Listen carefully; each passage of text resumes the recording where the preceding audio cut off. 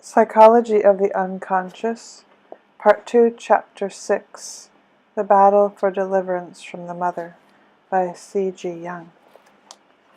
There comes now a pause in the production of Visions by Miss Miller. Then the activity of the unconscious is resumed very energetically. A forest with trees and bushes appears. After the discussions in the preceding chapter, there is need only of a hint that the symbol of the forest coincides essentially with the meaning of the holy tree. The holy tree is found generally in a sacred forest enclosure or in the garden of paradise. The sacred grove often takes the place of the taboo tree and assumes all the attributes of the latter. The erotic symbolism of the garden is generally known. The forest, like the tree, has mythologically a maternal significance. In the vision which now follows, the forest furnishes the stage upon which the dramatic representation of the end of Chewon Topel is played. This act, therefore, takes place in or near the mother. First I will give the beginning of the drama as it is in the original text, up to the first attempt at sacrifice. At the beginning of the next chapter the reader will find the continuation, the monologue, and the sacrificial scene.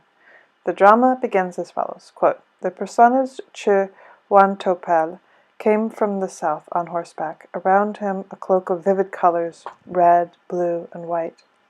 An Indian in a costume of doe-skin covered with beads and ornamented with feathers advances, squats down, and prepares to let fly an arrow at Chewon Topel. The latter presents his breast in an attitude of defiance, and the Indian, fascinated by that sight, slinks away and disappears within the forest." End of quote.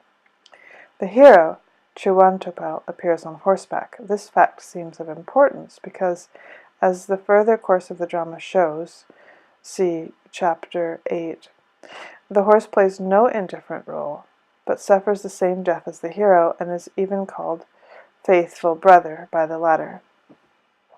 Reader's commentary. Siddhartha, when he leaves the kingdom, his horse dies when he cuts his hair. End of reader's footnote. Reader's comment. These allusions point to a remarkable similarity between horse and rider. There seems to exist an intimate connection between the two, which guides them to the same destiny. We already have seen the symbolism of the, quote, libido in resistance, unquote, through the, quote, terrible mother, unquote, in some places runs parallel with the horse, footnote. Witches easily change themselves into horses, therefore the nail marks of the horseshoe may be seen upon their hands. The devil rides on witch horses, priests, cooks are changed after death into horses, etc. End of footnote. Strictly speaking, it would be incorrect to say that the horse is, or means, the mother. The mother idea is a libido symbol, and the horse is also a libido symbol, and at some point the two symbols intersect in their significance. The common feature of the two ideas lies in the libido, especially in the libido repressed from incest. The hero and the horse appear to us in this setting like an artistic formation of the idea of humanity, with its repressed libido, whereby the horse acquires the significance of the animal unconscious, which appears domesticated and subjected to the will of man. Agni upon the ram, Wotan upon Sleipnir, Ahur Amazda upon Agromanyu. Footnote. Just so does the mythological ancient king Tukmurat ride upon Ahriman the devil. End of footnote. Yahweh upon the monstrous seraph, Christ upon the ass. Footnote. The she-ass and their fellows might belong to the Christian sun myth because the zodiacal sign Cancer, summer solstice, was designated in antiquity as an ass and its young. End of footnote. Dionysus upon the ass, Mithra upon the horse, men upon the human-footed horse, Friar upon the golden bristled boar, etc. are parallel representations. The charges of mythology are always invested with a great significance. They very often appear anthropomorphized. Thus, men's horse has human forelegs, Balaam's ass, human speech. The retreating bull, upon whose back Mithra springs in order to strike him down, is, according to the Persian legend, actually the god himself. The mock crucifix of the Palatine represents the crucified with an ass's head, perhaps in reference to the ancient legend that in the temple of Jerusalem the image of an ass was worshipped. As Droslbart horse's mane, Wotan is half human, half horse. Footnote. Also a centaur. End of footnote. An old German riddle very prettily shows this unity between horse and horseman. Who are the two who travel to Thing? Together they have 3 eyes, 10 feet. Footnote. Compare the exhaustive presentation of this theme in Jans Rassenreiter. So 10 feet and 1 tail, and thus they travel over the land. Legend ascribes properties to the horse, which physiologically belong to the unconscious of the man. Horses are clairvoyant, and clairaudient. They show the way when the lost wanderer is helpless. They have mantic powers. In the Iliad, the horse prophesies evil. They hear the words which the corpse speaks when it is taken to the grave, words which men cannot hear. Caesar learned from his human-footed horse, probably taken from the identification of Caesar with the Phrygian men, that he too was to conquer the world.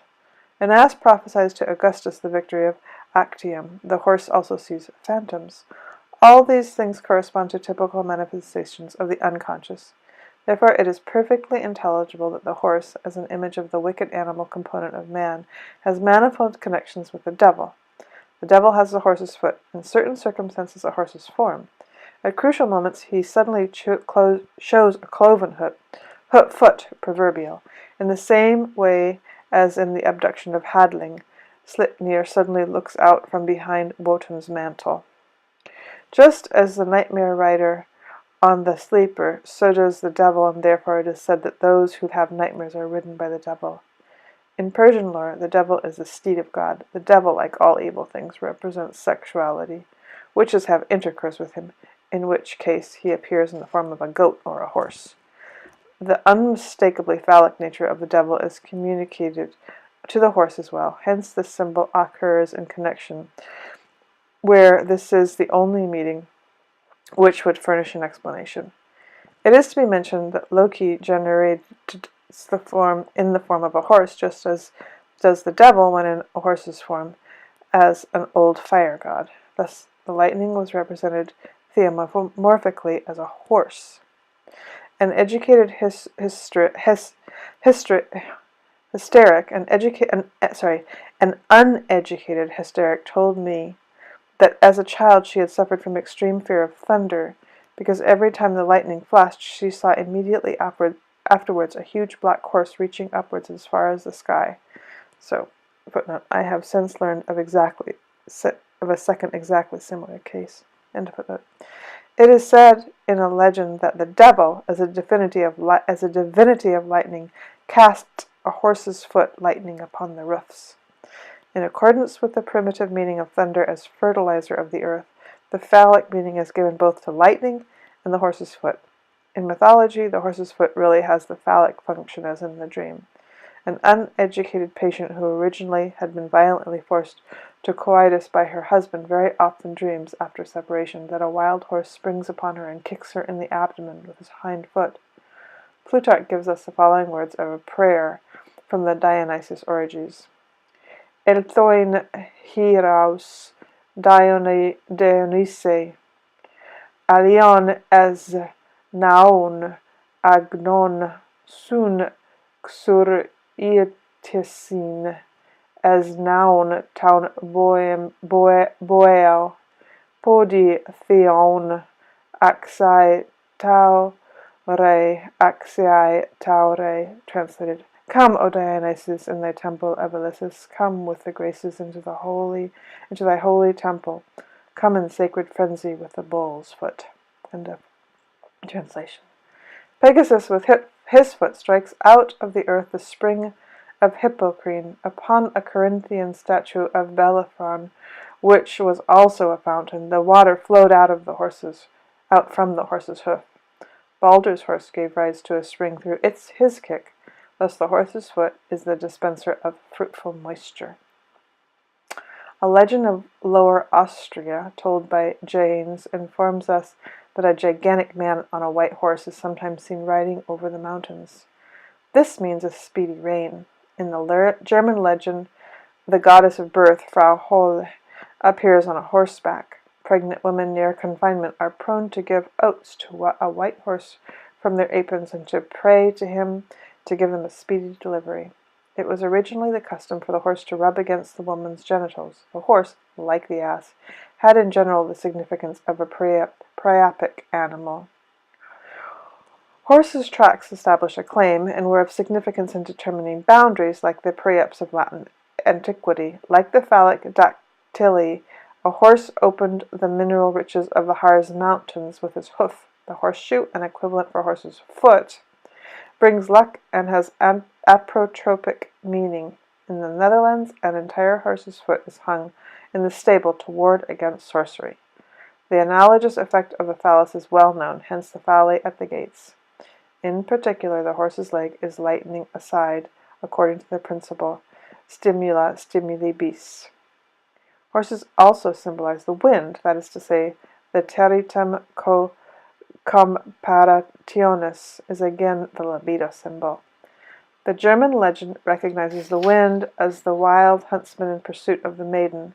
Stormy regions frequently derive their names from horses, as the White Horse Mountains of the Lundberger Heath. The centaurs are typical wind gods and have been represented as such by Bachman's artistic intuition. Footnote: ample proof of the centaurs as wind gods are to be found in H.E. Meyer in his book. Anyway, okay, back to the reading.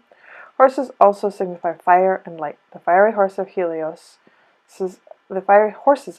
are an example. The horses of Hector are called Xanthos, yellow, bright, Podargos, swift-footed, Lampos, shining, and Aethon, burning. A very pronounced fire symbolism was represented by the mystic Quadriga mentioned by Dio Chrysostomus. The supreme god always drives his chariot in a circle. 4 horses are harnessed to the chariot. The horse driven on the periphery moves very quickly. He has a shining coat and bears upon it the sign of the planets and the zodiac. Footnote: this is an especial motive, which must have something typical in it. My patient also declared that her horses have half-moons under their skin, like little curls. In the songs of Ruda of the Rigveda, of the boar Ruda, it is said that his hair was wound up in the shape of shells. Indra's body is covered with eyes. End the footnote. So, then we're back. His shining coat bears upon it the signs of planets and the zodiac. This is a representation of the rotary fire of heaven. The second horse moves more slowly and is illuminated only on one side. The third horse moves still more slowly, and the fourth horse rotates around himself. But once the outer horse set the second horse on fire with his fiery breath, and the third flooded the fourth with his streaming sweat, then the horse is dissolved and passed over into the substance of the strongest and most fiery, which now becomes the charioteer. The horses also represent the 4 elements. The catastrophe signifies this conflagration of the world and the deluge, whereupon the division of the god into many parts ceases and the divine unity is restored. Footnote: this change results from a world catastrophe. In mythology, the verdure and the upward striving of the trees of life signify also the turning point in the succession of the ages. End of footnote. Doubtless, the quadriga may be understood astronomically as a symbol of time. We already saw in the first part that the Stoic representation of fate is a fire symbol. It is therefore a logical continuation of the thought when time, closely related to the conception of destiny, exhibits the same libido symbolism.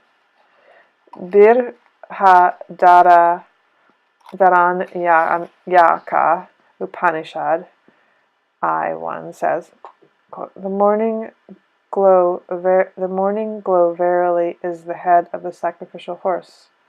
The sun his eye, the wind his breath, the all-spreading fire his mouth, The year is the belly of the sacrificial horse. The sky is his back, the atmosphere, the caverns of his body, the earth, the vault of his belly. The poles are his side. In between the poles, his ribs, the seasons, his limbs, the months and fortnights, his joints. Days and nights are his feet, stars, his bones, clouds, his flesh. The food he digests is the deserts, the rivers are his veins, the mountains his liver and lungs, the herbs and trees his hair, the rising sun is his forepart, the setting sun his afterpart. The ocean is his kinsman, the sea his cradle. The horse undoubtedly here stands for a time symbol, and also for the entire world. We come across in the mythic religion a strange god of time, Aeon, called Kronos or Deus Leotocephalus, because his stereotypical representation is a lion-headed man who, standing in rigid attitude, is encoiled by a snake, whose head projects forward from behind over the lion's head. The figure holds in each hand a key. On the chest rests a thunderbolt. Upon his back are the four wings of the wind. In addition to that, the figure sometimes bears a zodiac on his body. Additional attributes are a cock and the implements. In the Carolingian Psalter of Utrecht, which is based upon ancient models, the Scalium Aeon is represented as a naked man with a snake in his hand. As is suggested by the name of the divinity, he is a symbol of time, most interesting composed from libido symbols. The lion, the zodiac sign of the greatest summer heat, footnote. Therefore, the lion was killed by Samson, who later harvested honey from the body. The end of summer is the pleasantness of the autumn. In a close parallel to the sacrificial Mithraicum, for Samson, see Steinhall. End of footnote. The lion, the zodiac sign of the greatest summer heat, is a symbol of the most mighty desire. My soul roars with the voice of a hungry lion, says Michtild of Magdeburg. In the Mithra mystery, the serpent is often antagonistic to the lion, corresponding to that very universal myth of the battle of the sun with the dragon. In the Egyptian Book of the Dead, Tum is even designated as a he-cat, because as such he fought the snake, Apophis. The encoiling also means the engulfing, the entering into the mother's womb. Thus time is defined by the rising and setting of the sun, that is to say, through the death and renewal of the libido. The addition of the cock again suggests time, and the addition of implements suggests the creation through time. Durée créatrice, Bergson. Oromades and Ahriman were produced through Zurwanakara and the indefinitely long duration. Time, this empty and purely formal concept, is expressed in the mysteries by transformations of the creative power, the libido. Macrobius says, Leonis capite monstratum praesens tempus, quia conditio ejus valida fervensque est, and that's translated as, present time is indicated by the head of the lion, because his condition is strong and impetuous. Philo of Alexandria has a better understanding. Tempus ad hominibus pessimis putatur Deus volentibus, ens essentiale abscondere. Pravis hominibus tempus putatur causa rerum mundi. Sapientibus vero et optimus non tempus sed Deus. Translation. Time is thought by the wickedest people to be a divinity who deprives willing people of essential being. By good men it is considered to be the cause of the things of the world, but to the wisest and best it does not seem time, but God.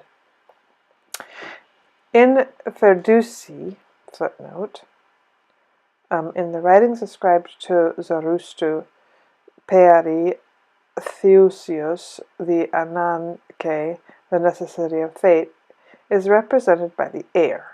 End of footnote. So, in Ferdusi, time is often the symbol of fate, the libido nature of which we have already learned to recognize. The Hindu text mentioned above includes still more. Its symbol of the horse contains the whole world. His kinsman and his cradle is the sea, the mother, similar to the world soul, the maternal significance of which we have seen above. Just as Ayan represents the libido in an embrace, that is to say, in the state of death and of rebirth, so here the cradle of the horse is the sea, i.e. the libido is in the mother, dying and rising again, like the symbol of the dying and resurrected Christ, who hangs like ripe fruit upon the tree of life. We have already seen that the horse is connected through Yagdrisel with the symbolism of the tree. The horse is also the tree of death. Thus, in the Middle Ages, the funeral pyre was called St. Michael's horse, and the Neo-Persian word for coffin means wooden horse, a footnote. Speakbrine's Patient speaks of horses who eat men, also exhumed bodies. And a footnote. The horse also has the role of psychopompus. He is the steed to conduct the souls to the other world. Horse women fetch the souls Valkyries. Neo-Greek songs represent Chiron on a horse. These definitions obviously lead to the mother symbolism. The Trojan horse was the only means by which the city could be conquered, because only he who had entered the mother and had been reborn is an invincible hero. The Trojan horse is a magic charm, like the node feeder, which also serves to overcome necessity. The formula evidently reads, in order to overcome the difficulty, thou must commit incest, and once more be born from thy mother. It appears that striking a nail into the sacred tree signifies something very similar. The Stock in Eisen in Vienna seems to have been such a palladium.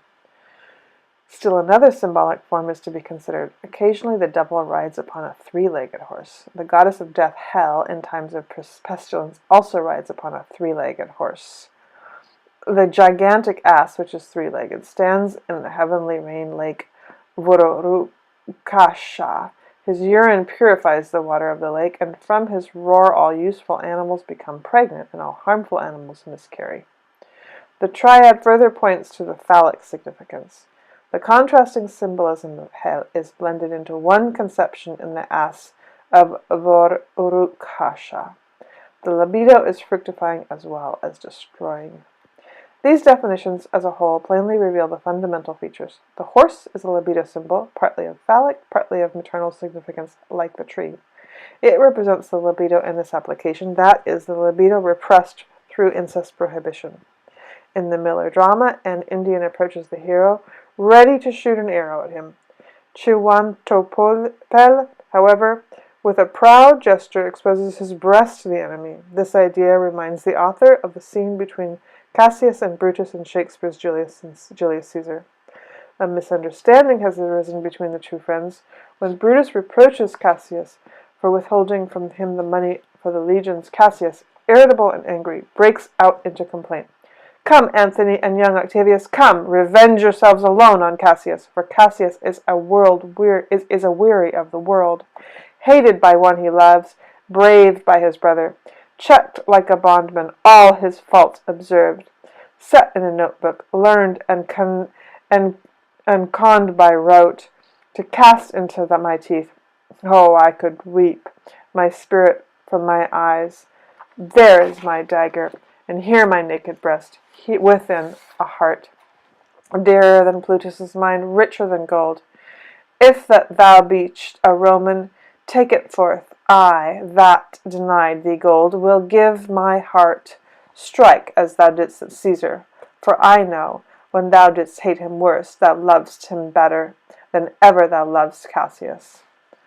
The material here would be incomplete without mentioning the fact that this speech of Cassius shows many analogies to the agonized delirium of Cyrano, compare Part 1. Only Cassius is far more theatrical and overdrawn. Something childish and hysterical is in his manner. Brutus does not think of killing him, but administers in a very chilling rebuke the following dialogue. Brutus, sheath your dagger. Be angry when you will. It shall have scope. Do what you will. Dishonor shall be humor. O Cassius, you are yoked with a lamb that carries anger as the flint bears fire. Who, much enforced, shows a hasty spark, and straight is cold again. Cassius. Hath Cassius lived to be but mirth and laughter to his Brutus, when grief and blood ill-tempered vexeth him? Brutus. When I spoke that, I was ill-tempered too. Cassius. Do you confess so much? Give me your hand. Brutus. And my heart too. Cassius. Oh, Brutus. Brutus. What's the matter? Cassius. Have not you love enough to bear with me, when the rash humour which my mother gave me makes me forgetful? Brutus. Yes, Cassius, and from henceforth, when you are over earnest with your Brutus, he'll think your mother chides and leave you so. The analytic interpretation of Cassius's irritability plainly reveals that at these moments he identifies himself with the mother, and his conduct, therefore, is truly feminine, as his speech demonstrates most excellently. From his womanish love-seeking and desperate subjugation under the proud masculine will of Brutus, calls forth the friendly remark of the latter, that Cassius is yoked with a lamb, that is to say, has something very weak in his character which is derived from the mother. One recognizes in this, without any difficulty, the analytic hallmarks of an infantile disposition, which, as always, is characterized by the prevalence of a parent imago, here the mother imago. An infantile individual is infantile because he has freed himself insufficiently, or not at all, from the childish environment, that is, from his adaptation to his parents. Therefore, on one side he reacts falsely towards the world as a child towards his parents, always demanding love and immediate reward for his feelings, and on the other side, on account of the close connection to the parents, he identifies himself with them. The infantile individual behaves like the father and the mother. He is not in a condition to live for himself and to find a place to which he belongs. Therefore Brutus very justly takes it for granted that the mother chides in Cassius, not he himself. The psychologically valuable fact which we gather here is the information that Cassius is infantile and identified with the mother. The hysterical behavior is due to the circumstance that Cassius is still in part a lamb and an innocent and entirely harmless child. He remains, as far as his emotional life is concerned, still far behind himself. This we often see among people who, as masters, apparently govern life and fellow creatures. They have remained children in regard to the demands of their love nature. The figures of the melodrama, being children of the creator's fantasy, depict as is natural those traits of character which belong to the author. The hero, the wish figure, is represented as most distinguished because the hero always combines in himself all wished-for ideals. Cyrano's attitude is certainly beautiful and impassive. Cassius' behavior has a theatrical effect. Both heroes prepare to die effectively, in which attempt Cyrano succeeds. This attitude betrays a wish for death in the unconscious of our author, the meaning of which we have already discussed at length in the motive for her poem of the Moth. The wish of young girls to die is only an indirect expression which remains a pose, even in case of real death, for death itself can be a pose. Such an outcome merely adds beauty and value to the pose under certain conditions. That the highest summit of life is expressed through the symbolism of death is a well-known fact, for creation beyond oneself means personal death. The coming generation is the end of the preceding one. This symbolism is frequent in erotic speech. The lascivious speech between Lucius and the wanton servant-maid in Apuleius' Metamorphoses is one of the clearest examples. Proliere inquit et fortitude proliere, nec inem tibi cenam, nec terga vortam, comitus in aspertum si ver es derigi, et grassare naviter, et osside mortituris. Hodierna pugna non habit missionem, simul ambo coriumus inter mustos amplexus animus anhilantes. Translated. Fight, she said, and fight bravely, for I will not give away an inch nor turn my back. Face to face, come on if you are a man. Strike home, do your worst, and die. The battle this day is without quarter, till, weary in body and mind, we lie powerless and grasping for breath in each other's arms. This symbolism is extremely significant because it shows how easily a contrasting expression originates and how equally intelligible and characteristic such an expression is. The proud gesture with which the hero offers himself to death may very easily be an indirect expression, which challenges the pity and sympathy of the other, and thus is doomed to the calm analytic reduction to which Brutus proceeds. The behavior at Chewantopel is also suspicious because the Cassius scene which serves as its model betrays indiscreetly that the whole affair is merely infallible, and one which owes its origins to an overactive mother imago. When we compare this piece with the series of mother symbols brought to light with the previous chapter, we must say that the Cassius scene merely confirms once more what we have long supposed, that is to say, that the motor power of these symbolic visions arise from an infantile mother transference, that is to say, from an undetached bond to the mother. In the drama, the libido, in contradistinction to the inactive nature of the previous symbols, assumes a threatening activity.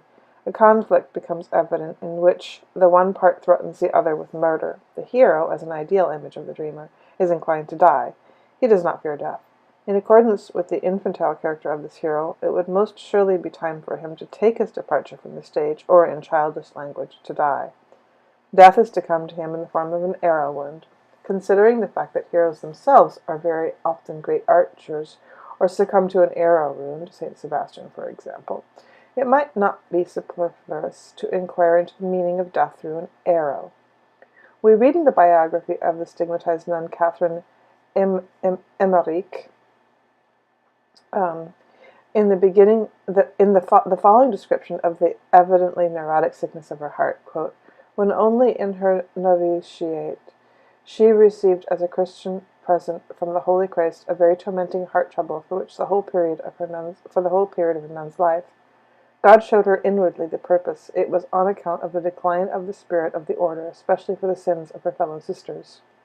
But what rendered this trouble most painful was the gift which she had possessed from youth, namely, to see before her eyes the inner nature of man as he really was. She felt the heart trouble physically, as if her heart were continually pierced by arrows." A footnote to arrows. The heart of the Mother of God is pierced by a sword. And a footnote. These arrows, and this represented represented a still worse mental suffering. She recognizes the thoughts, plots, secret speeches, misunderstandings, scandal, and uncharitableness in which her fellow sisters, wholly without reason and unscrupulously, were engaged against her and her God-fearing way of life. End of quote. It is difficult to be a saint because even a patient and long-suffering nature will not readily bear such a violation and defends itself in its own way. The companion of sanctity is temptation, without which no true saint can live. We know from analytic experience that these temptations can pass unconsciously, so that only their equivalents would be produced in consciousness in the form of symptoms. We know that it is the proverbial that heart and smart, hurts and schmerz rhyme. It is a well-known fact that hysterics put a physical pain in place of a mental pain. The biographer of Emmerich has comprehended that very correctly. Only her interpretation of the pain is, as usual, projective. It is always the others who secretly assert all sorts of evil things about her, and this she pretended gave her great pains. Footnote. Corresponding to the idea in Psalm 11:2, "For lo, the wicked bend their arrow, they make ready their arrow upon the string, that they may privately shoot at the upright in heart." End of footnote. The case, however, bears a somewhat different aspect. The very difficult renunciation of all life's joys, the death before the bloom, is generally painful, and especially painful are the unfulfilled wishes and the attempts of the animal nature to break through the power of repression. The gossip and jokes of the sisters very naturally center around those most painful things, so that it must appear to the saint as if her symptoms were caused by this. Naturally, again, she could not know that gossip tends to assume the role of the unconscious, which, like a clear adversary, always aims at the actual gaps in her armor.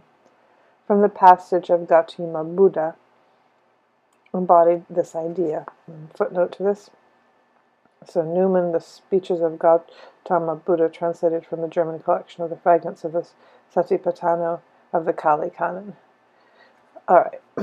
quote, "A wish earnestly desired, produced by will and nourished, when gradually it must be thwarted, burrows like an arrow in the flesh." End of quote.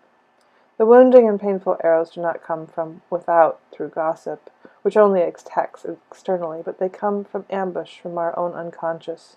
This, rather than anything external, creates the defenseless suffering.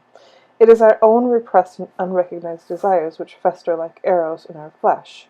Footnote: with the same idea of an endogenous pain, Theocritus calls the birth throes arrows of the Ilithia.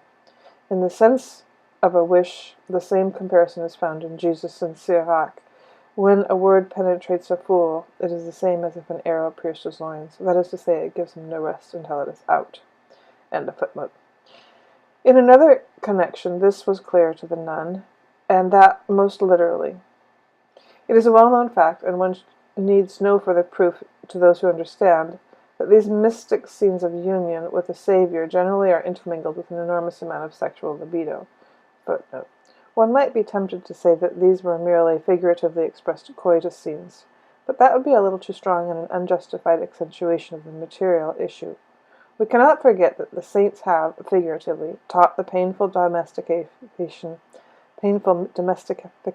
of the brute. The result of this, which is the progress of civilization, is also to be recognized as a motive for this action. End of footnote. Therefore, it is not astonishing that the scenes of the stigmata is nothing but an incubation through the Savior, only slightly changed metaphorically, as compared with the ancient concept of the union mystica as cohabitation with the God. Emmerich relates the following of her stigmatization.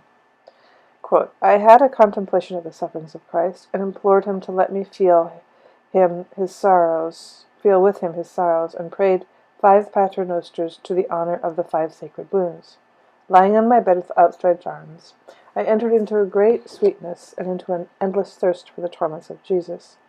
Then I saw a light descend upon me. It came obliquely from above. It was a crucified body, living and transparent, with arms extended, but without a cross. The wounds shone brighter than the body, and they were 5 circles of glory, coming forth from the whole glory. I was enraptured, and my heart was moved with great pain, and yet with sweetness, from longing to share in the torments of my Savior. And my longings for the sorrows of the Redeemer increased more and more on gazing on his wounds, and passed from my breast, through my hands, sides, and feet, to his holy wounds, then from the hands, then from the sides, then from the feet of the figure, 3-fold shining red beams ended below in an arrow, and shot forth in my hands, sides, and feet." End of quote. The beams, in accordance with the phallic fundamental thought, are 3-fold, terminating below in the arrow point. Footnotes. Apuleius made use of the symbolism of the bow and the arrow in a very dramatic manner. Quote, "Ubi primam sagitam saeve cupidinis, in imma praecordia mea delupsam excepti aracum meum en, ipse vigor attendit et opido formido, ne nervus rigores nimietate rapture." Translated, "When I pulled out the first arrow of fierce Cupid that had entered into my innermost breast, behold my bow! Its very vigor stretches it, and makes me fear lest the string be broken by excessive tautness." End of footnote. Like Cupid, the sun, too, has its quiver full of destroying or fertilizing arrows, sun rays, and footnote to sun rays, thus the plague-bringing Apollo in the Old High German. Arrow is also called Strahlen rays. So, the rays which possess phallic meaning. On this significance evidently rests the Oriental custom of designating brave sons as arrows and javelins of the parents. To make sharp arrows is an Arabic expression for to generate brave sons. The Psalms declare, "Like as the arrow in the hands of the giant, even so are the young children." Compare with this the remarks previously made about boys. Because of the significance of the arrow, it is intelligible why the Scythian king Arianthes, when he wished to prepare a census, demanded an arrowhead from each man. A similar meaning attaches equally to the lance. Men are descended from the lance because the ash is the mother of lances. Therefore, the men of the Iron Age are derived from her. The marriage custom to which Ovid alludes, comat virginineas haster recurva comas, has already been mentioned. Caeneus issued a command that his lance be honored. Pindar relates in the legend of this Caeneus. Quote, he descended into the depths, splitting the earth with a straight foot. Footnote to foot. Spiraline's Patient has also the idea of the cleavage of the earth in a similar connection. Quote, iron is used for the purpose of penetrating into the earth. With iron man can create man. This earth is split, burst open, man is divided, is severed and reunited. In order to make an end of the burial of the living, Jesus Christ calls his disciples to penetrate into the earth. The motive of cleavage is of general significance. The Persian hero Tristria, who also appeared as a white horse, opens the rain lake, and thus makes the earth fruitful. He is called Tir, which means arrow. He was also represented as feminine with a bow and arrow. Mithra, with his arrow, shot the water from the rock, so as to end the drought. The knife is sometimes found struck into the earth. In Mithric monuments, sometimes it is a sacrificial instrument which kills the bull. End of footnote. So, that footnote was to the quote, I'll read it again. He descended into the depths, splitting the earth with a straight foot. So we'll read on. He is said to have originally been a maiden named Caenis, who, because of her complaisance, was transformed into an invulnerable man by Poseidon. Ovid pictures the battle of the Lapithai with the invulnerable Caeneus. However, at last they covered him completely with trees because they could not otherwise touch him. Ovid says at this place, Exitus in dubio es alii sub inania corpus tartara destrusam silvarum mole ferebant. Abniot apicides medioci et ex agare fulvis, vidit aven penis liquidas exire sub auras. Translated, the result is doubtful. The body borne down by the weight of the forest is carried into empty Tartarus. Amphicydes denies this. From out of the midst of the mass, he sees a bird with tawny feathers issue into the liquid air. Rocher considers this bird to be the golden plover, Charadrius pluvialis, which borrows its name from the fact that it lives in the Xaradra, a crevice in the earth. By his song he proclaims the approaching rain. Caeneus was changed into this bird. We see again in this little myth the typical constituents of the libido myth: original bisexuality, immortality, invulnerability, through entrance into the mother, splitting the mother with the foot and to become covered up, and resurrection as the bird of the soul and bringer of fertility, ascending sun. When this type of hero causes his lance to be worshipped, it probably means that his lance is a valid and equivalent expression of himself. From our present standpoint, we understand in a new sense that passage in Job, which I mentioned in chapter 4 of the first part of this book. Quote, he has set me up for his mark, his archers compress me around about. He cleaveth my reins asunder, and doth not spare. He poureth out my gall upon the ground. He breaketh me with breach upon breach. He runneth upon me like a giant. From Job 16, 12, 13, and 14. Now we understand this symbolism as an expression for the soul torment caused by the onslaught of the unconscious desires.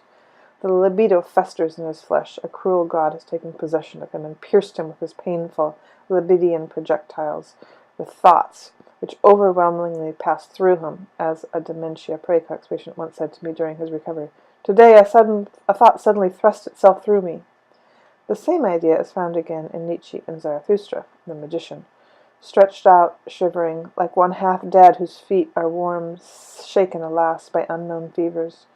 Trembling from the icy pointed arrows of forest, hunted by thee, O thought, unutterable, veiled, horrible one, thou huntsman behind the clouds, struck to the ground by thee, thou mocking eye that gazeth at me from the dark.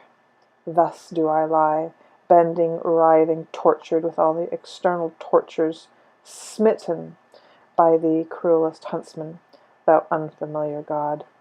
Smite deeper, smite once more, pierce through and rend my heart. What meaneth this torturing with blunt-toothed arrows? Why gazest thou again, never weary of human pain, with malicious, God-lighting eyes? Thou wilt not kill, but torture. No long drawn-out explanation is necessary to enable us to recognize in this comparison the old universal idea of the martyred sacrifice of God, which we have met previously in the Mexican sacrifice of the cross and the sacrifice of Odin. Footnote. Spielren's patient also states that she had been shot through by God, 3 shots. Then came a resurrection of the spirit, she said. This is the symbolism of introversion. End of footnote. This same conception faces us in the oft-repeated martyrdom of Saint Sebastian, where in the delicate golden flesh of the young god all the pain of renunciation, which has been felt by the artist, has been portrayed. An artist always embodies in his artistic work a portion of the mysteries of his time. In a heightened degree, the same is true of the principal Christian symbol, the crucified one pierced by the lance, the conception of the man of the Christian era, tormented by his wishes, crucified and dying in Christ. This is not torment which comes from without, which befalls mankind, but that he himself is the hunter, murderer, sacrificer, and sacrificial knife is shown to us in another of Nietzsche's poems, whereupon the apparent dualism is transformed into a soul conflict through the use of the same symbolism. Quote, O Zarathustra, most cruel Nimrod, whilom hunter of God, the snare of all virtue, an arrow of evil. Now, hunted by thyself, thine own prey, pierced through thyself, now, alone with thee, twofold in thine own knowledge, mid 100 mirrors, false to thyself, mid 100 memories, uncertain, ailing with each wound, shivering with each frost, caught in thine own snares, self-knower, self-hangman. Why didst thou struggle thyself with thy noose of thy wisdom? Why hast thou enticed thyself into the paradise of the old serpent? Why hast thou crept into thyself? The deadly arrows do not strike the hero from without, but it is he himself who, in disharmony with himself, hunts, fights, and torments himself. Within himself, will has turned against will, libido against libido. Therefore, the poet says, pierced through thyself, that is to say, wounded by his own arrow. Because we have discerned that the arrow is a libido symbol, the idea of penetrating or piercing through consequently becomes clear to us. It is a phallic act of union with oneself, a sort of self-fertilization, introversion. Also a self-violation, a self-murder. Therefore, Zarathustra may call himself his own hangman, like Odin, who sacrifices himself to Odin. The wounding by one's own arrow means at first the state of introversion. What this signifies we already know. The libido sinks into its own depths, a well-known comparison of Nietzsche's, and finds there below in the shadows of the unconscious the substitute for the upper world which is abandoned. The world of memories, amid 100 memories, the strongest and most influential of which are the early infantile memory pictures. It is the world of the child, this paradise-like state of the earliest childhood, from which we are separated by a hard law. In this subterranean kingdom slumber sweet feelings of home and the endless hopes of all that is to be.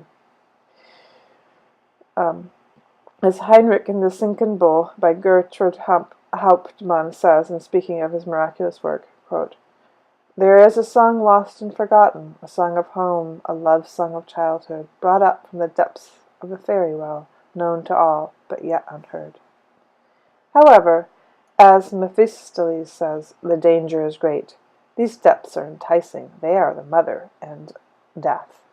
When the libido leaves the bright upper world, whether from the decision of the individual or from decreasing life force, then it sinks back into its own depths, into the source from which it has gushed forth, and turns back to that point of cleavage, the umbilicus, through which it once entered into this body. The point of cleavage is called the mother, because from her comes the source of the libido. Therefore, when some great work is to be accomplished, before which weak man recoils, doubtful of his strength, his libido returns to that source, and that is the dangerous moment in which the decision takes place between the annihilation and the new life. If the libido remains arrested in the wonder kingdom of the inner world, so footnote to inner world, this is also represented mythologically in the legend of Theseus and Perseus, who wished to capture the subterranean Serpina. With this aim, they entered a chasm in the earth in the grove of Colonos, in order to get down to the underworld, where, when they were below, they wished to rest, but being enchanted, they hung on the rocks, that is to say, they remained fixed in the mother, and therefore lost for the upper world. Later, Theseus was freed by Heracles, a revenge of Horus and Osiris, at which time Heracles appears in the role of the death-conquering hero. End of footnote. So there we have. We'll start from the sentence again.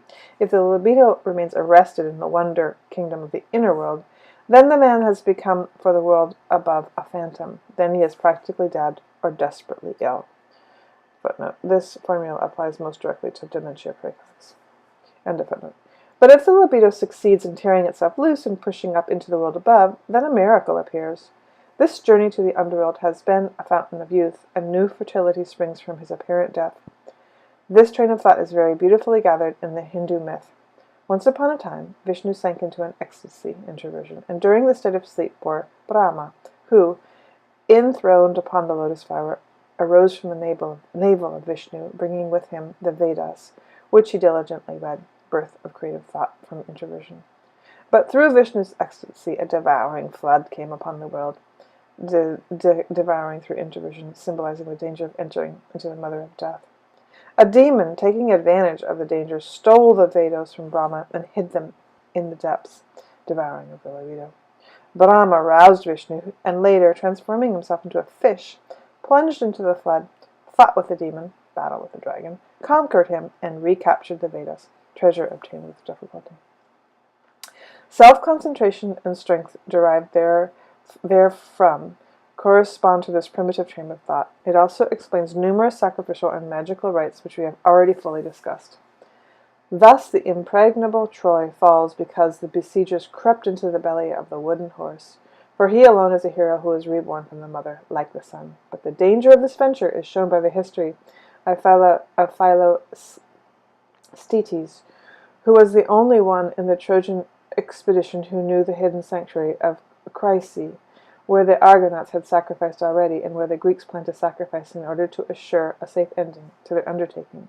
Chryse was a nymph upon the island of Chryse, according to the account of the scholiasts in Sophocles. Philoctetes. This nymph loved Philoctetes and cursed him because he spurned her love. This characteristic projection, which is also met in the Gilgamesh epic, should be referred back, as suggested, to the repressed incest wish of the son, who is represented through the projection as if the mother had the evil wish, for the refusal of which the son was given over to death. In reality, however, the son becomes mortal by separating himself from the mother. His fear of death, therefore, corresponds to the repressed wish to turn back to the mother, and causes him to believe that the mother threatens or pursues him. The teleological significance of this fear persecution is evident.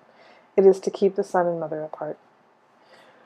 The curse of Chryse is realized insofar as Philoctetes, according to one version, when approaching his altar, injured himself in his foot with one of his own deadly poisonous arrows, or, according to another version, this is better and far more abundantly proven, was bitten in his foot by a poisonous snake, and from then on he is ailing.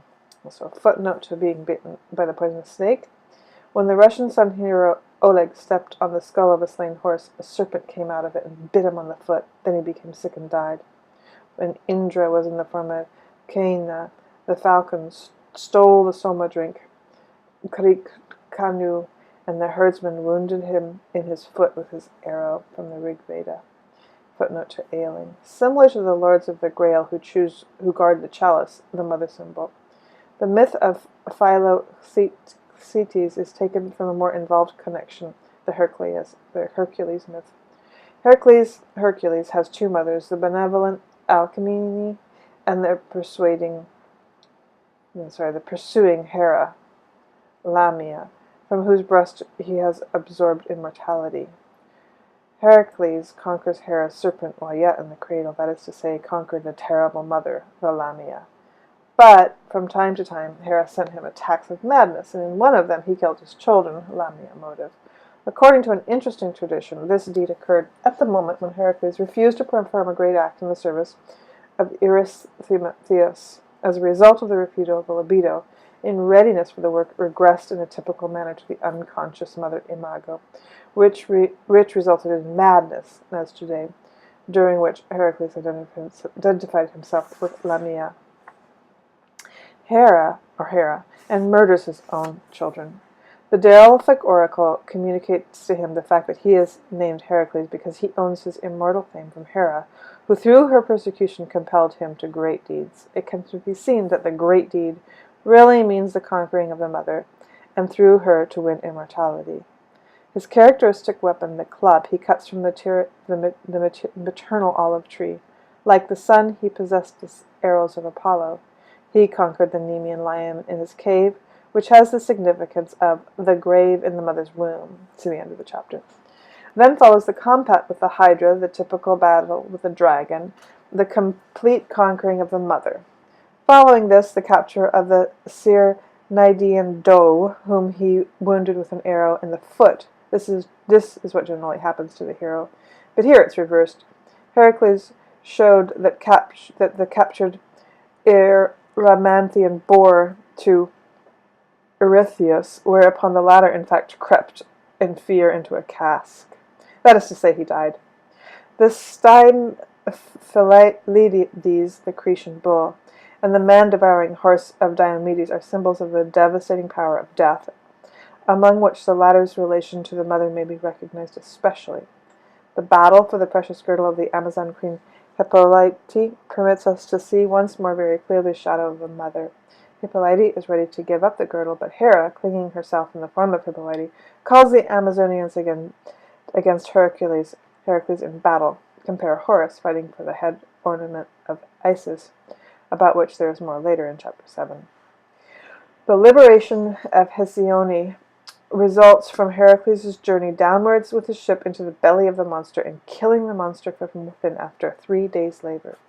Jonah motive, Christ in the tomb or in hell, the victory over death by creeping into the womb of the mother, and its destruction in the form of the mother, the libido in the form of the beautiful maiden against the conquered. This expedition to Erythea is parallel to Gilgamesh, also to Moses in the Quran, whose goal was the confluence of the two seas. It is the journey of the sun to the western sea, where Heracles discovered the Straits of Gibraltar. To that passage, as follows. And with the ship of Helios set out towards Erythea. There he overcame the giant guardian Eurytion, Shambhava in the Gilgamesh epic, the symbol of the father. Then the triune Geryon, the master of phallic libido symbolism, and at the same time wounded Hera, hastening to the help of Geryon by an arrow shot. Then the robbery of the herd followed.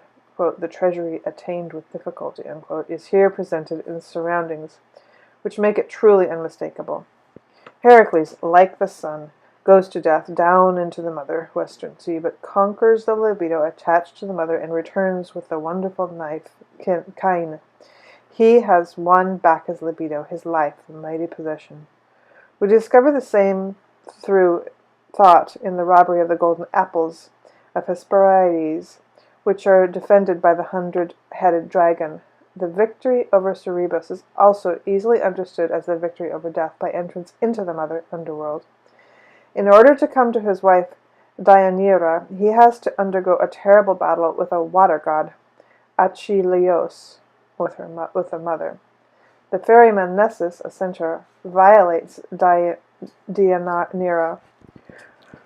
With his sun arrows, Heracles kills this adversary, but Nessus advises Deianira to preserve his poisoned blood as a love charm. When, after the same insane murder of Iphitus, Delphi denied him the speech of the oracle, he took possession of the sacred tripod. The Delphic oracle then compelled him to become a slave of Omphale, who made him like a child. After this, Heracles returned home to Deianira, who presented him with a garment poisoned with Nessus' blood, the Issus snake, which immediately clung so closely to his skin that in vain he attempted to tear it off. The casting of the skin of the aging sun god serpent as a symbol of rejuvenation.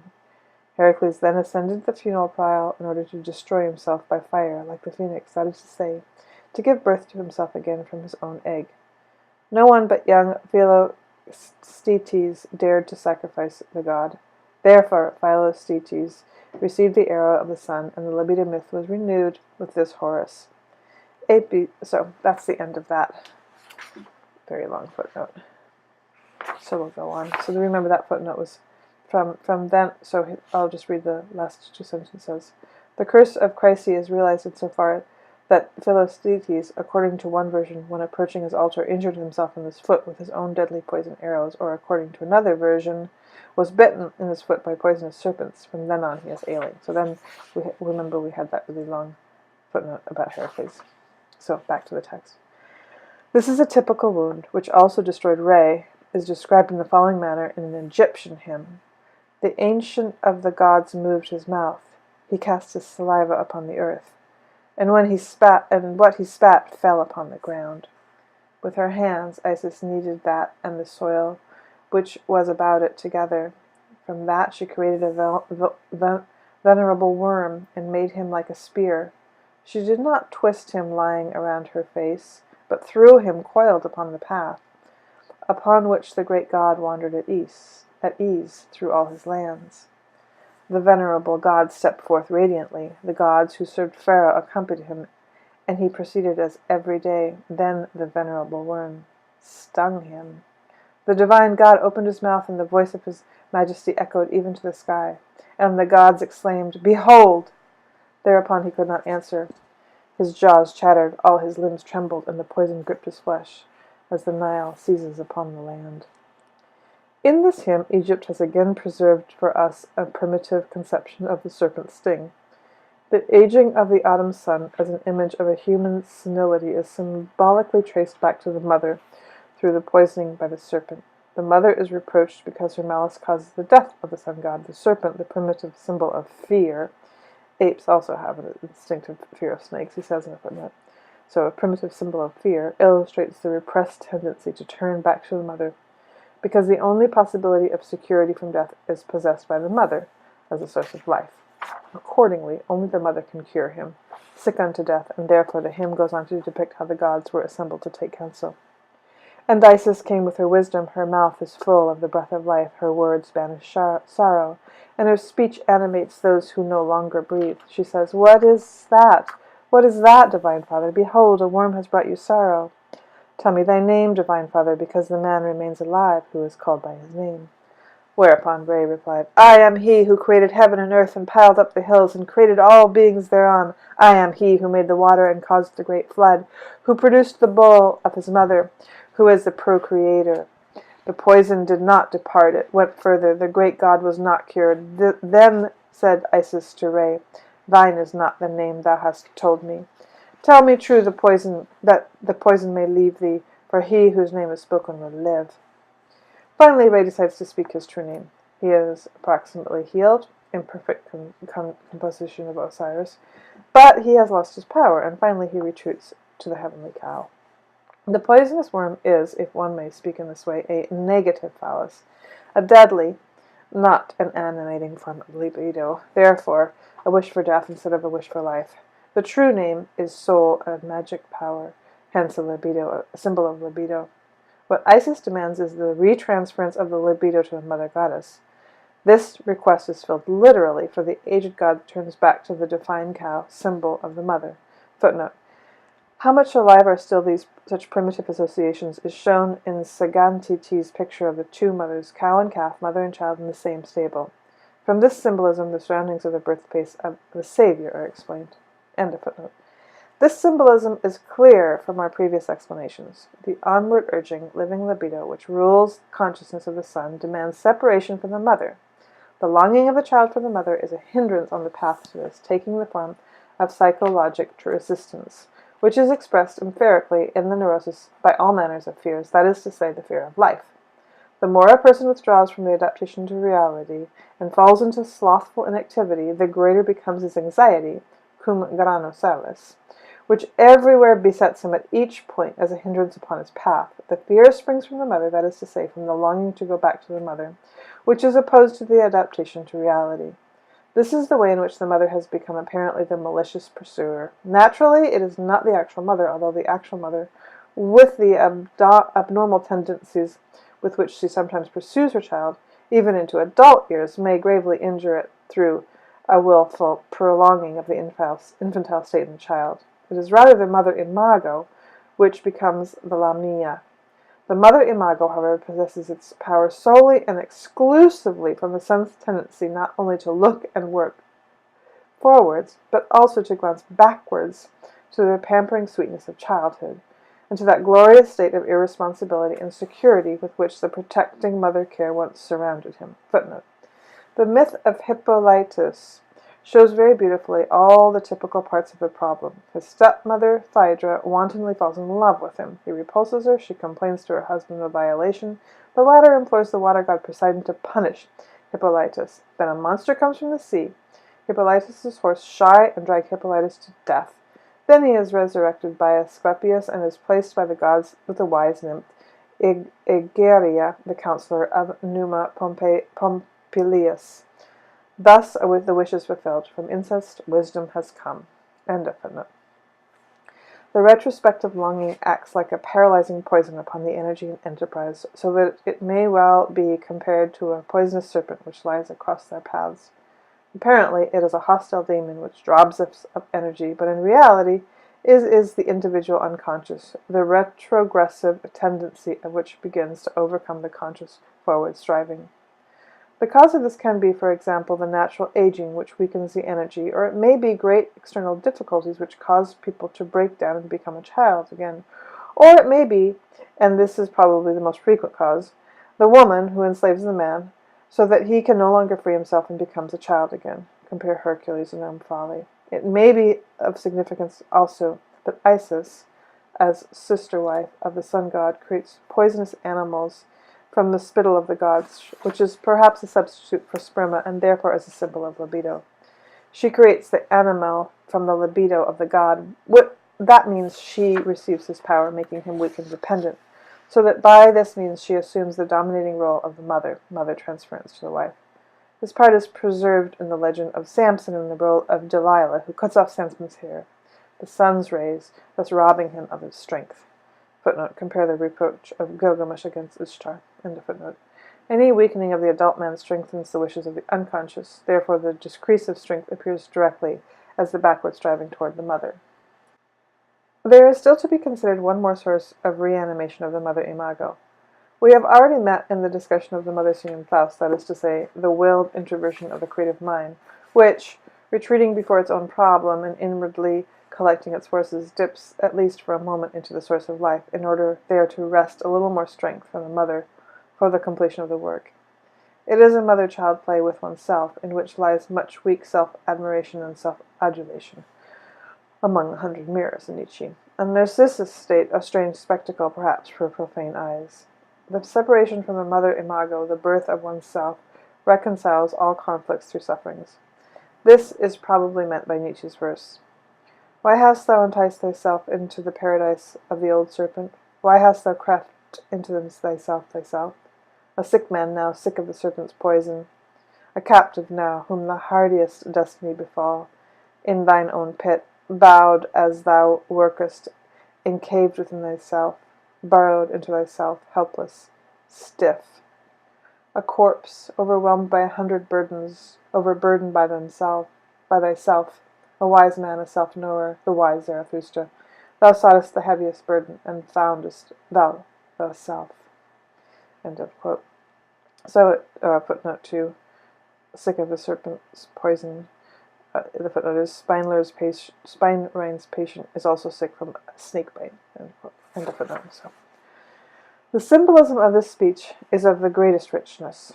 He is buried in the depths of the self, as if in the earth, and really a dead man who has turned back to the Mother Earth. Footnote. The entirely introverted patient of Spielrein uses similar images. She speaks of a rigidity of the soul on the cross and stone figures, which must be ransomed.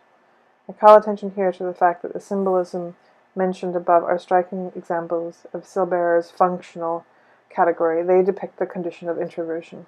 End of footnote. Achaeneas piled with 100 burdens and pressed down to the death. The one who, groaning, bears the heavy burden of his own libido, of that libido which draws him back to the mother. Who does not think of the Tarophoria of Mithra, who took his bull, according to the Egyptian hymn, the bull of his mother, that is, his love for his mother, the heaviest burden upon his back, and with that entered upon the painful course of the so-called transitus. Footnote. Gurlitt says, the carrying of the bull is one of the difficult altha services which Mithra performed in the service of freeing humanity, somewhat corresponding, if it is permitted to compare the small with the great, with the carrying of the cross by Christ. Surely it is permissible to compare the two acts. Man should be past that period when, in the true barbaric manner, he haughtily scorned the strange gods, the Dei Minorum Gentium, but man has not progressed that far even yet. This path of passion led to the cave in which the bull was sacrificed. Christ, too, had to bear the cross. Footnote. Robertson of Evangelical Myths gives an interesting contribution to the question of the symbol of the carrying of the cross. Samson carried the pillars of the gates from Gaza and died between the columns of the temple of the Philistines. Hercules, weighed down by his burden, carried his columns to the place Gades, where he also died according to the Syrian version of the legend. The columns of Hercules, mark the western point where the sun sinks into the sea. In old art, he was actually represented carrying the two columns under his arm in such a way that they exactly formed a cross. Here we perhaps have the origin of the myth of Jesus, who carried his own cross to the place of execution. It is worth noting that the three synoptics substitute a man of the name of Simon from Cyrene as bearers of the cross. Cyrene is in Libya, the legendary scene upon which Heracles performed the labor of carrying the columns, as we have seen, and Simpson, is the nearest Greek name form for Samson, which in Greek might have read Simpson, as in Hebrew. But in Palestine it was Simon, Simo, or Sem, actually the name of God, who represented the old sun god Semech, who was identified with Baal, from whose myth the Samson myth has doubtless arisen. The god Simon enjoyed a special honor in Samaria. The cross of Heracles might well be the sun's wheel, for which the Greeks had the symbol of the cross. The sun's wheel upon the bas-relief in the small metropolis at Athens contains the cross, which is very similar to the Maltese cross. End of footnote. So I'll start that sentence again. This path of passion led to the cave in which the bull was sacrificed. Christ, too, had to bear the cross, we had that footnote, the symbol of his love for the mother, and he carried it to the place of sacrifice where the lamb was slain in the form of God, the infantile man, a self-executioner, and then to the burial in the subterranean sepulchre. Footnote. The Greek myth of Ixion, who was bound to the four-spoked wheel, says this almost without disguise. Ixion first murdered his stepfather, but later was absolved from guilt by Zeus and blessed with his favor.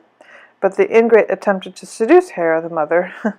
Zeus deceived him, however, allowing the goddess of the clouds, Nephele, to assume Hera's form. From this connection, the centaurs have arisen. Ixion boasted of his deed, but Zeus, as a punishment, plunged him into the underworld, where he was bound to a wheel continually whirled about by the wind. Compare the punishment of Francesca de Rimini in Dante, and the penitence by Segantini. End of footnote. That which in Nietzsche appears as a poetical figure of speech is really a primitive myth. It is as if the poet still possessed a dim idea or capacity to feel and reactivate those imperishable phantoms of long-past worlds of thought in the words of our present-day speech, and in the images which crowd themselves into his fantasy. Hauptmann also says, Poetic rendering is that which allows the echo of the primitive word to resound through form. The sacrifice, with its mysterious and manifold meaning, which is rather hinted at than expressed, passes unrecognized in the unconscious of our author. The arrow is not shot, the hero Chiwan Topal is not yet fatally poisoned and ready for death through self-sacrifice. We now can say, according to the preceding material, this sacrifice means renouncing the mother, that is to say, renunciation of all bonds and limitations which the soul has taken with it from the period of childhood into the adult life. From various hints of Miss Miller's, it appears that at the time of these fantasies she was still living in the circle of her family, evidently at an age which was in urgent need of independence. That is to say, man does not live very long in the infantile environment or in the bosom of his family without real danger to his mental health. Life calls him forth to independence, and he who gives no heed to this hard call because of childish indolence and fear is threatened by a neurosis. And once the neurosis has broken out, it becomes more and more a valid reason to escape the battle with life and to remain for all time in the morally poisoned infantile atmosphere. The fantasy of the arrow wound belongs in the struggle for personal independence. The thought of this resolution has not yet penetrated the dreamer. On the contrary, she rather repudiates it. After all the proceeding, it is evident that the symbolism of the arrow wound through the direct translation must be taken as quite a symbol. The occide mortituris attains by this means the sexual significance belonging to it. Chiwantopal naturally represents the dreamer. But nothing is attained and nothing is understood through one's reduction to the coarse sexual, because it is the commonplace that the unconscious shelters coitus wishes, and the discovery of which signifies nothing further. The coitus wish, under this aspect, is really a symbol for the individual demonstration of the libido, separated from the parents, and of the contest of the independent self. This step towards a new life means at the same time the death of the past life. Footnote: the symbolism of death appeared in abundance in dreams, has been emphasized by Stikal. End of footnote. Therefore, Chiwantopal is an infantile hero. The son, the child, the lamb, the fish, who is still enchained by the fetters of childhood, and who has to die as a symbol of the incestuous libido, and with that sever the regressive bond. For the entire libido is demanded for the battle of life, and there can be no remaining behind. The dreamer cannot yet come to this decision, which will tear aside all the sentimental connections with the father and mother, and yet it must be made in order to follow the call of the individual destiny. Reader's commentary. I wanted to go back to this one phrase that he says, "It may be great external difficulties which cause man to break down and become a child again, or it may be, and this is probably the most frequent case, the woman who enslaves the man so that he can no longer free himself and becomes a child again." So, what Jung doesn't talk about, and probably wasn't really recognized very much as a problem, was the issue of the opposite, where the man is keeping the woman contained in a controlled situation. We know today that domestic violence is about control, that it's not about anger, it's about control, and that when a person is in a domestic violence situation, they end up becoming infantile. I think that control by the controller doesn't allow the person who's being controlled to grow. And the other side of that, and I think this is one reason why people say, well, how could she do that? How could she stay in that situation? But the other side of that is a healthy relationship. And I really like what Harville Hendricks has to say about relationship, where one of the functions of relationship is to reparent, or to sort of finish the job that the parents can do, because I think very, very few, tiny percentage of parents on this planet are actually up to the job, and certainly in the current structure of family, where it's just a mom and a dad, and sometimes just a mom and then just a dad, or even sometimes even just one, it's just really, really hard and near to impossible. Where, when you have a village, or whatever you want to call it, you have many people, grandparents, aunts, uncles helping out. It's a different situation. It just doesn't happen anymore, really, in this world. So, what Harville Hendricks talks about in relationship is there's a aspect of it that's about reparenting, and that really, of course, in relationship, after you've come out of it a few times, you realize that everything in the relationship is just about you. But this piece of the libido and separating from the mother, and then also I think it's cyclical, and then I think that in a healthy relationship it allows for that cyclical nature. I think that you don't just You may tear yourself away from your mother, but then, she reappears in another form. Same thing with the father. And so in having a healthy relationship, it's a way of looking at that and going through that cycle. And in an unhealthy relationship, you get stuck, and much to emotional, psychological, social, and sexual, and all other kinds of physical detriment. So I hope that you enjoyed this. If you listened, thank you. Bye.